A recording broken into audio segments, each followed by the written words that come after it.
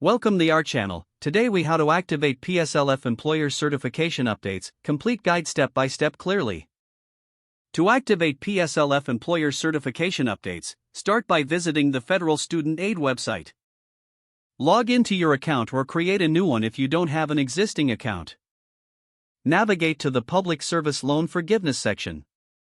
Review the eligibility requirements for PSLF to ensure you qualify. Download the Public Service Loan Forgiveness Employment Certification Form. Fill out the form completely, including your employer's information and your loan details. Make sure to provide accurate job start and end dates.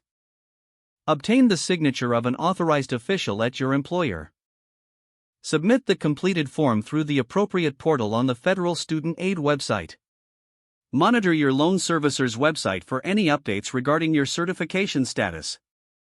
If you encounter issues, contact your loan servicer directly for assistance.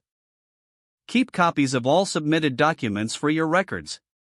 Stay informed about any changes to the PSLF program by regularly checking official communications.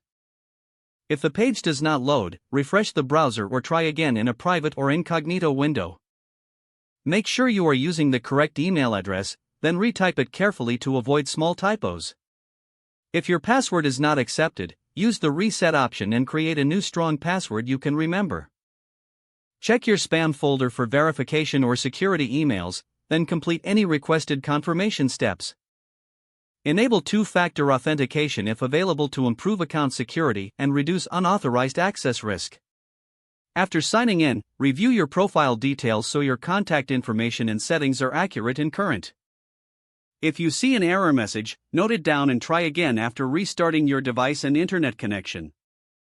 Log out when you finish, especially on shared devices, to keep your account and payment information secure. If the page does not load, refresh the browser or try again in a private or incognito window. Make sure you are using the correct email address, then retype it carefully to avoid small typos. If your password is not accepted, use the reset option and create a new strong password you can remember. Check your spam folder for verification or security emails, then complete any requested confirmation steps. Enable two-factor authentication if available to improve account security and reduce unauthorized access risk. After signing in, review your profile details so your contact information and settings are accurate and current. If you see an error message, note it down and try again after restarting your device and internet connection. Don't forget to like this video and subscribe to our channel for more step-by-step tech guides.